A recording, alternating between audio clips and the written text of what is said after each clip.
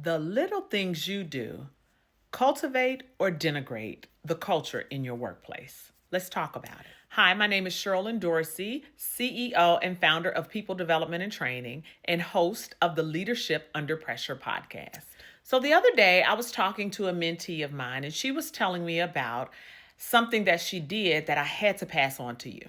So, according to this leader, Valentine's Day and the day after are two of the most busiest days at that restaurant.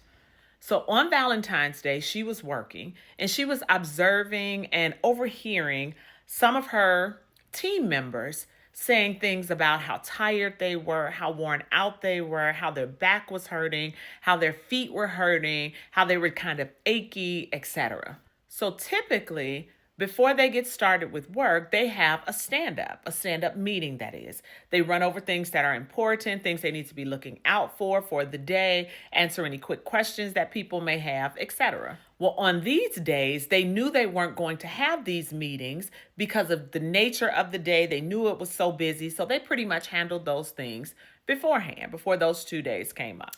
So again, she worked on Valentine's Day, heard all of these things, and she was scheduled to go in the next day. What she decided to do was to create a few minutes in that day at the start of her shift to be able to talk to her team, to have a quick stand up, and she did this thing. So she was telling me how she's going to walk them through some exercises to kind of help them stretch out some, to get their bones or, parts moving, but to address what she heard about the achiness and the hurting in their limbs, right?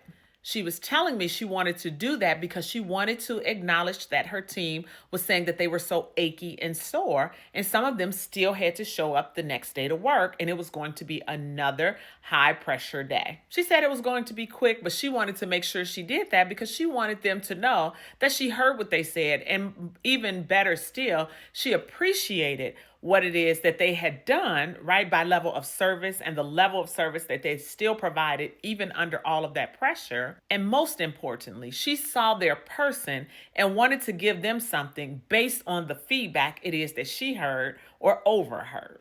That putting people first mentality. So I was telling her what a wonderful thing this small gesture was. I was letting her know that not only should she do that for them, just like she mentioned, but it would be wonderful if she started off by letting them know, I heard you. Here are some of the things I heard. And let's do this exercise or movement together, as this will help to address this in whatever way it is that she knows and understands. What that does is that closes that feedback loop. Even though it was informal, it lets them know that I was